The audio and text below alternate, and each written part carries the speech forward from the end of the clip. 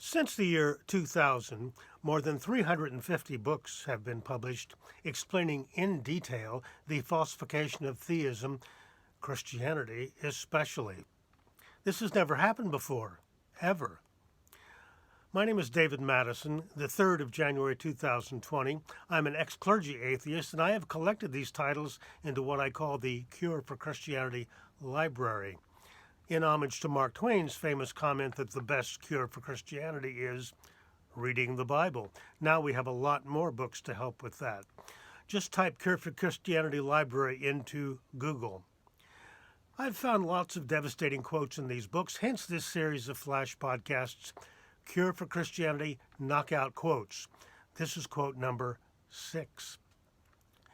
In his book, 4 Disturbing Questions with One Simple Answer, Breaking the Spell of Christian Belief, Tim Sledge, who used to be a Southern Baptist preacher, wrote the following, quote, "A God who watches in silence and does not provide clear, unambiguous proof of who she, he, it is, and what is expected of men and women, is not a loving God who wishes to be known," unquote.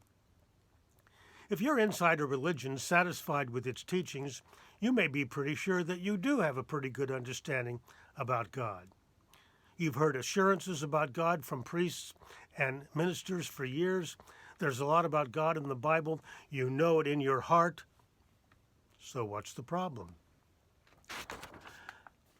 Well, step outside your own religion for a while and see what's happening. All those things that you know about God, think again. Devout Jews and Muslims don't agree with Christians about God, and they don't agree with each other.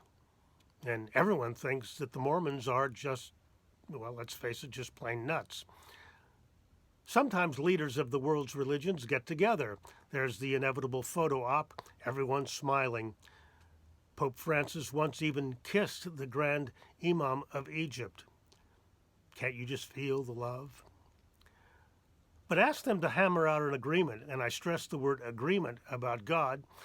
It will never happen because there is no clear, unambiguous evidence about God, let alone proof. That's why religions stress faith and savor the mystery of God. They resort to faith and mystery precisely because proof is missing. Sometimes people say, well, just look at the beauty of the world, majestic mountains, fields of flowers, gorgeous sunsets and rainbows, the starry sky. Aha, there's proof of God.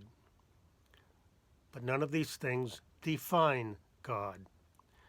The nature argument is dangerous, in fact.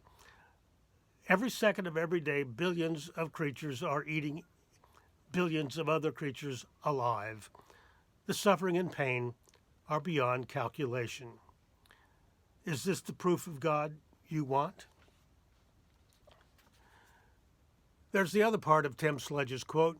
We lack clear, unambiguous proof of what God expects of men and women. The world's religions have hundreds, thousands of conflicting rules about the roles of men and women. They can't all be from God. Just one example.